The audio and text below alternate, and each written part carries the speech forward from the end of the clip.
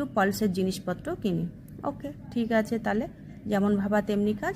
খেয়ে দিয়ে বেশ গুছিয়ে গাছিয়ে আমি আর মেয়ে বেরিয়ে পড়লাম।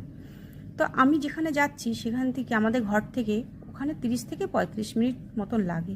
তো আমি গাড়ি নিচ্ছি না, কারণ ওখানে ভীষণ জ্যাম থাকে। শুনেছি, আমি কখনো ওই মার্কেটটা না আগে কখনো যাইনি সেভাবে, মানে একা একা কখনো যাইনি। তো আজ প্রথম আমি আর আমার মেয়ে সাহস করে বেরিয়ে পড়লাম। আর ঠিক আছে, চল। এবার যাচ্ছি অটো করে। তো দেখুন না, বাইরেটা কি ভালো লাগছে দেখতে, কারণ মেঘ মেঘ হয়েছিল, ওয়েদারটাও নরম ছিল, ঠান্ডা ঠান্ডা একটা ব্যাপার ছিল।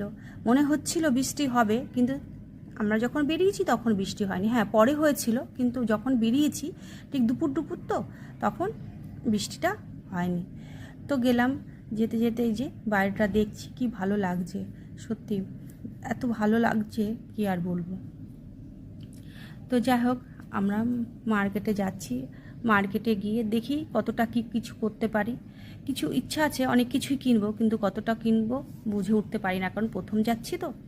তারপরে এই যে একটু আখের রস খেয়ে নিলাম, অটো থেকে নেবে, আমাদের অটোর থেকেই একটু গরম গরম লাগছিল। যাই হোক, এই যে আমরা কিন্তু এর মধ্যেই আমাদের জিনিসপত্র কেনা হয়ে গেছে। সেই জায়গাটা আমি আর দেখাতে পারিনি, কারণ ওখানে দোকানে ভীষণ ভিড় ছিল, তো কোনো ক্লিপ নিতে পারিনি। তারপরে এখানকার যে লোকাল বাজার আছে সেগুলো আমরা একটু ঘুরে ঘুরে দেখছিলাম, যেহেতু প্রথমবার এসেছি। কিন্তু দেখলাম এখানে প্রচুর শাড়ি মার্কেট, প্রচুর শাড়ি পাওয়া যায়, বিভিন্ন ধরনের শাড়ি।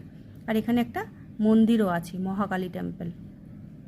তো ওখানে সামনে দিয়ে একটু গেলাম, ঠাকুরকে একটু নমস্কার করলাম, তারপরে আশপাশটা খুব ভালো করে দেখলাম।